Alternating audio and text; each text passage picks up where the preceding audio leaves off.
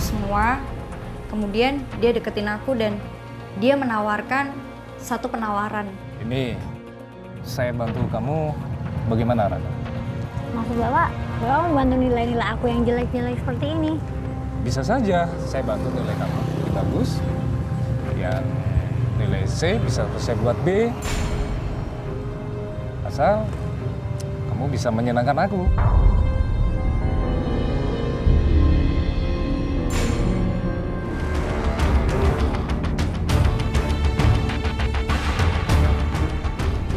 Pemirsa, kali ini tim pengakuan terlarang.com telah berhasil mendapatkan sebuah pengakuan dari seseorang yang bernama Retno. Retno adalah seorang sarjana perguruan tinggi swasta ternama. Namun, gelar kesarjanaannya membuat dirinya menjadi merasa terbebani. Bagaimana hal itu bisa terjadi? Mari kita simak penuturannya hanya di pengakuan terlarang.com. Namaku Retno, tapi kalau di kota biasa dipanggil Ratna. Sebetulnya aku nggak pengen cerita seperti ini, tapi mungkin dengan aku cerita seperti ini, ya bebanku akan sedikit lebih berkurang.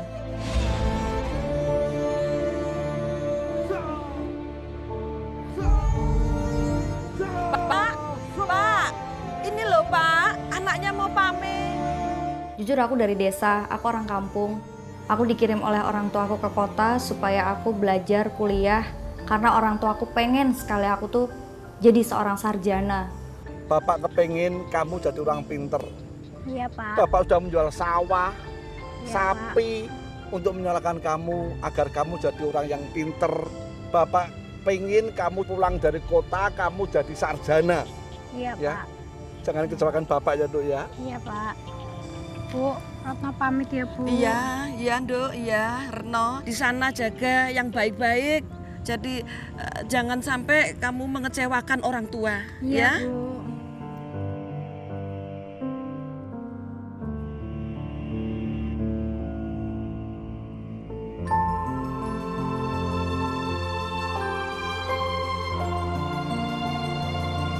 Ya aku seneng banget lah bisa kuliah di kota. Karena jujur cita-citaku dari dulu itu aku pengen sekali datang ke kota, kuliah, nikmatin gimana sih jadi mahasiswa yang bisa dibilang hebat lah. Dan sekarang aku pun bangga. Aku bangga bisa kuliah di sebuah kota besar. Nah, di semester 8 itu sudah waktunya aku buat menyusun skripsi. Tapi aku gagal. Karena nilaiku sangat kurang sekali. Jujur saja, aku nggak terlalu pintar. Cuman yang jadi beban di sini adalah orang tua aku tuh pengen supaya aku tuh cepat-cepat lulus. Aku bingung, sedangkan realitanya nilaiku tuh sama sekali nggak memenuhi syarat untuk nyusun sebuah skripsi. Ya bersyukurnya aku punya banyak teman dekat cowok dan mereka semuanya support aku, mereka dukung aku, mereka tahu aku orangnya nggak terlalu pinter, tapi mereka kasih support. Udahlah, Heo nggak boleh sedih. Kalau kamu sedih, kita semua juga ikutan sedih. Ya udah deh. Senyum makasih dong. ya. Sampai suatu saat aku kenal dengan seorang dosen dan dia tahu semua nilai-nilaiku, bahwa nilaiku jatuh. Bahkan dia tahu aku sebetulnya nggak layak untuk masuk ke jenjang skripsi. Dia tahu semua. Kemudian dia deketin aku dan dia menawarkan satu penawaran. Ini saya bantu kamu bagaimana, Rana? Maksud Bapak membantu nilai-nilai aku yang jelek-jelek seperti ini? Bisa saja saya bantu nilai kamu lebih bagus. Yang nilai C bisa saya buat B. Asal kamu bisa menyenangkan aku.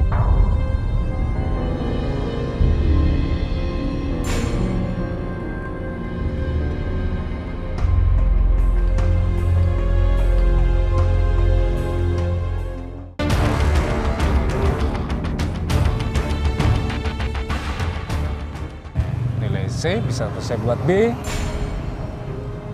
Asal kamu bisa menyenangkan aku.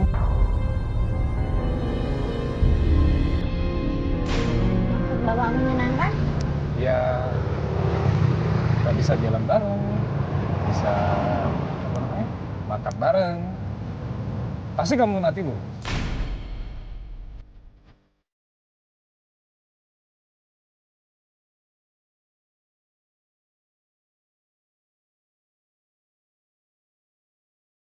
Suatu hari dosenku itu telepon aku.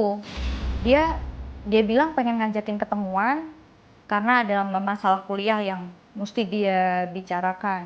Katanya penting banget. Ah, lagi di kampus nih, Pak. Ya, ada apa sih, Pak?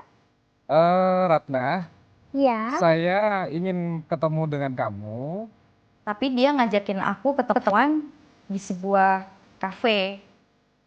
Dan aku mau aja. Karena aku udah gak mikirin apapun. Yang aku pikirin gimana caranya aku bisa cepet lulus. Ya dan akhirnya aku nemuin dosenku itu di sebuah kafe yang udah dia bilang kita ketemuan di sana. Aku sempat ngobrol banyak sama dia tentang kuliah. Awalnya kita ngobrolin memang benar-benar soal kuliah. Dan ternyata lama-kelamaan aku tahu bahwa dosenku itu nakal orangnya. Dari pertama kamu ketemu saya, sebenarnya kamu mahasiswa yang centil sih.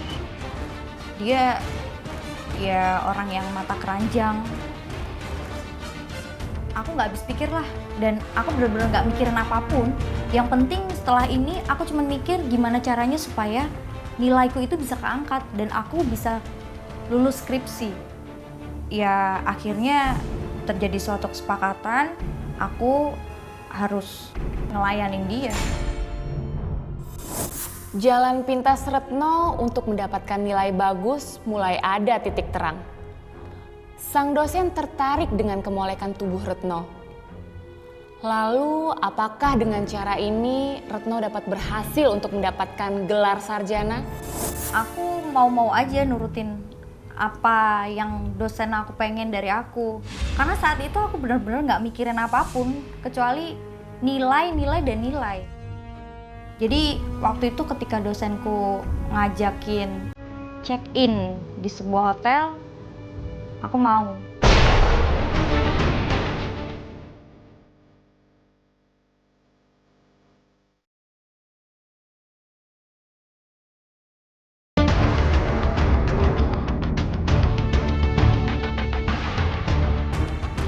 Selang 2 hari dari pertemuan itu, aku tuh seneng banget. Karena di kampus, ternyata aku tuh ngelihat nama aku terpampang di sebuah papan nama dengan beberapa daftar orang yang boleh mengikuti skripsi.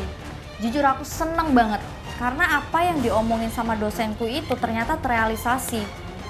Nah, dari situ, terus dosenku sering nelponin aku. Setiap hari dia nelponin, terkadang dia ngajakin ketemuan. Ya, akhirnya kita ketemuan lagi. Kita selalu ketemuan untuk bicara soal skripsi sampai akhirnya berkencan. Siang ya. Iya nih Om. Ya udah. Udah kalau gitu besok kita jalan lagi Om ya. Oke. Udah makasih Om Yura. Ya selama aku kencan dengan dosenku, aku baru merasa sekarang kalau ternyata dia itu adalah orang yang sangat posesif banget. Dia itu tipe orang yang pencemburu banget. Sampai nih suatu hari aku lagi ngobrol dengan teman deketku, cowok. Kemudian dia datang dan tiba-tiba marah-marah. Ngapain kamu situ? Saya ngobrol. Emang salah? Ngobrol kok mesra sekali seperti itu. Siapa cowok itu? Dia teman deketku. Emang kenapa? Teman mesra seperti itu. Emang kenapa? Dia salah. Saya nggak suka seperti itu. Kenapa sih? Nah, kamu sekarang sudah jadi milik. Ngomongin lagi deh. Sudah, kamu diam. Iya, ada apa, Pak? Saya peringatkan kamu. Jangan terlalu dekat dengan Ratna. Kenapa? Bapak siapa? Saya ini dosen kamu. Saya bisa ber-DO kamu dari kampus ini, ngerti? Udah dong Pak. Saya takut, Pak. Enggak.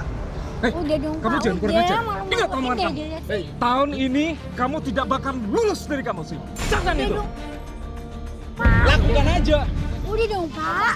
Ingat kamu. Malu-maluin aja gitu. Sudah, lakuin aja. Mas, saya tidak suka kamu seperti itu. Sampai akhirnya dari kejadian itu, aku nggak tahu kenapa tiba-tiba semua teman menghindari aku. Di kampus aku jadi nggak punya teman. Orang-orang pun ngehindar. Nggak ada yang mau deket aku. Aku bingung. Dan entah kenapa dari kejadian ini tuh aku ngerasa tuh aku menyesal banget gitu. Aku ngerasa tuh ada sebagian dari kehidupan aku yang hilang. Kebahagiaan aku ada yang sedikit hilang walaupun aku udah ngerasa aku bisa skripsi dan nilai aku bagus. Tapi entah kenapa aku jadi ngerasa di kampus tuh seorang diri, nggak punya temen, semua orang ngehindarin aku. Aku kadang ngerasa nyesel gitu.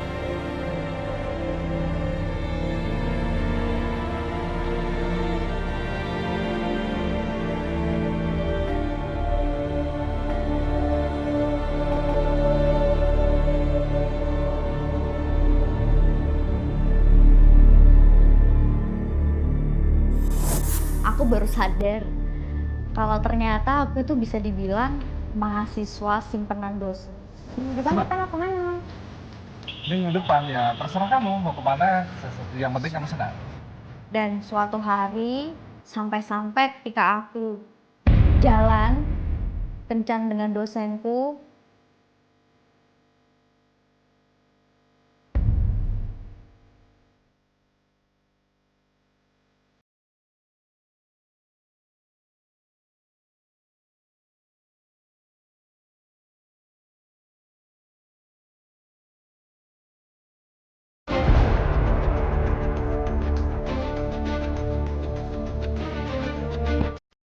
minggu depan kita mau kemana? Minggu depan ya terserah kamu mau kemana. Yang penting kamu senang.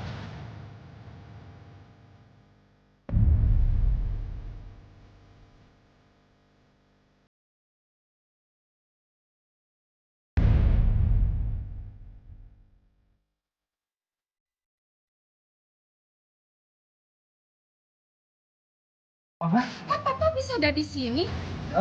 Gini mas, tadi Papa katanya mau luar kota. bener mas, tadi aku mau berangkat. Dalam perjalanan aku ditelepon salah satu mahasiswaku. Oh iya mbak, ini betul mahasiswaku. Sebentar ya, di sini mau ngomongin apa sama mahasiswanya? Gini mbak, mahasiswaku ini konsultasi masalah hasil tesnya. Konsultasi kan bisa di kampus, kenapa harus di kafe? Kamu ya? Bentar. Kamu perempuan gak bener tau gak? Perempuan gak bener tau gak? Mahasiswa apa kamu? Ini sabar, Mbak. Ini ada kesalahan Kamu paham. ada sabar. Mbak, Salah paham. Mbak, ini ada si Ratna nanti ada temennya, Mbak. Mana temennya? Sekarang Ya, mana ini tunggu temennya? sebentar, Mbak. dia marah-marah, dia marah hebat. Dia ngeluapin semua emosinya ke aku. Bahkan dia sampai nampar aku. Ya, aku cuek-cuek aja. Karena aku berpikir selama ini apa yang aku pengen belum aku dapetin. Skripsi lancar, aku pengen supaya aku lulus kuliah. Kamu nggak bisa diam ya? Enak sama sabar, kamu Mbak. perempuan apa? Kamu sudah, udah Mbak. tahu ya laki-laki udah punya istri, kamu masih begini ya? Hah? Apa, Mbak? Mbak, Apanya yang baru diharian pulang sekarang Bapak pulang? Saya mau tahu. Papa pulang sekarang pulang. oke, Mbak. Dan akhirnya ketika skripsiku udah selesai, nilaiku naik, menurut aku udah sangat puas. Walaupun aku ternyata belum wisuda. Masih ada tahap lagi, yaitu tahap dimana aku harus wisuda.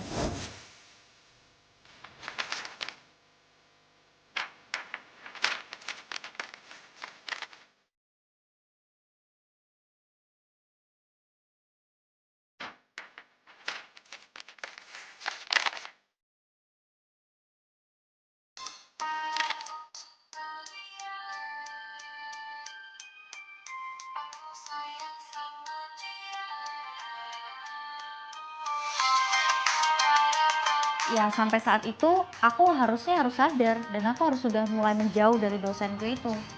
Tapi si dosenku itu terus-terusan nelponin aku. Dia bolak-balik ngajak aku kencan, tapi selalu aja nggak aku angkat.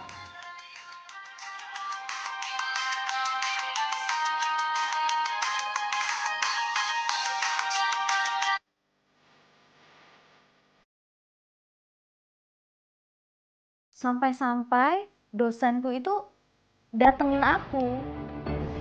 Apa sih? Ngomongin aja deh orang. Siapa nomornya? Yang mereka tahu kamu adalah saudara. Dia datang marah-marah, dia ngancem aku, dia bilang dia mau gagalin proses wisudaku kalau aku nggak mau kencan lagi sama dia. Aku tuh sebenarnya udah muak sama semua ini. Aku pengen semuanya tuh berakhir. Saya telepon tidak pernah kamu angkat. SMS juga tidak mau balas. Apa sih kamu, Red? Kan udah selesai. Apanya yang selesai kamu enggak? Skripsiku udah kelar. Sebentar lagi aku wisuda. Apa yang masih Kau kurang? pikir dengan skripsimu selesai, nilaimu bagus, kamu bisa lulus? Gitu. Iyalah. Hei, dengar ya, Red. Aku bisa saja tidak bisa meluluskan kamu. Tolong, berhenti.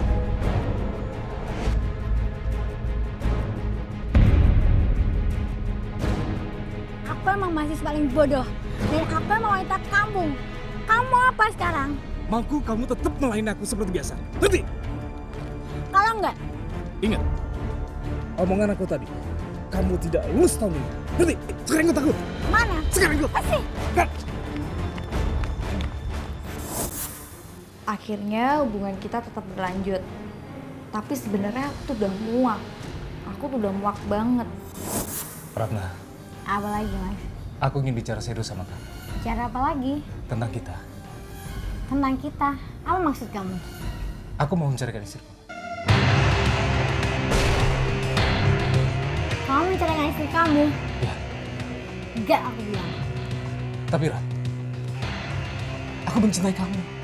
Enggak. Kamu harus ikut sama aku. Enggak, aku bilang. Gila. Aku tuh udah sadar bahwa sebenarnya aku tuh udah ngelakuin banyak kesalahan. Jadi nggak mungkin banget kalau aku harus merusak hubungan rumah tangga orang. Aku udah terlalu banyak melakukan kesalahan, Mas. Aku udah ngancurin keluarga kamu. Dan aku nggak bangga dengan semua nilaiku yang itu.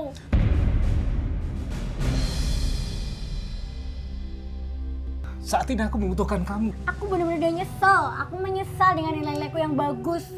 Tapi dengan cara aku nggak jujur. Aku nggak tahu. Kamu harus jadi milikku. Tapi aku nggak bisa, Mas. Aku mencintai kamu, Rat. Pokoknya nggak bisa, aku nggak mau. Kamu harus jadi milikku. Kamu harus ikut aku. Enggak, aku Kok nggak nggak mau. tahu itu? Dengar.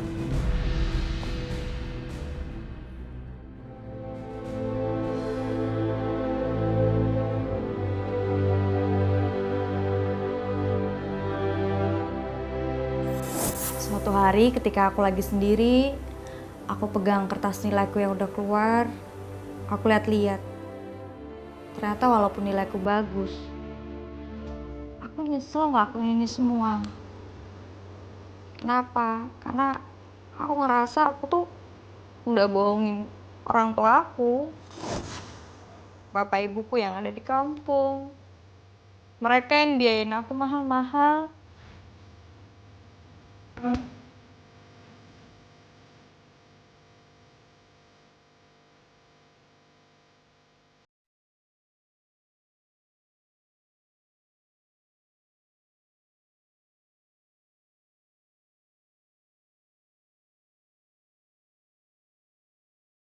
Tapi hasilnya apa? Aku ngebohongin mereka. Bahkan bukan mereka aja, aku ngerasa aku tuh ngebohongin diri aku sendiri. Aku ngerasa semua ini yang aku lakuin tuh sia-sia dan aku tuh nggak pantas. Nggak seharusnya aku ngelakuin ini semua. Kasian terkadang kalau aku ingat orang tua aku. Aku tuh ngerasa menyesal sekali.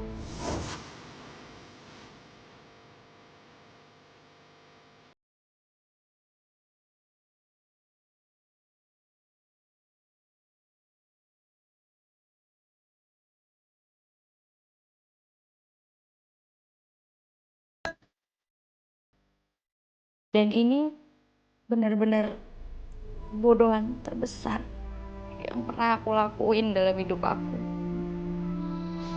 Aku bingung. Apakah aku harus tetap ngejalanin hubunganku dengan dosenku sampai aku lulus sarjana, atau aku harus ngakhirin hubunganku dengan dia dan aku gagal wisuda. Kita sudah mendengar pengakuan dari Retno. Bagi Anda yang ingin menolong Retno, kirimkan saran dan komentar Anda di pengakuantelarang.com. Dan jika Anda ingin mengungkapkan pengalaman dan rahasia yang dianggap tabu, ungkapkan di pengakuanterlarang.com, di mana identitas Anda terjamin kerahasiaannya. Ingat, sebuah pengakuan merupakan awal dari kebebasan.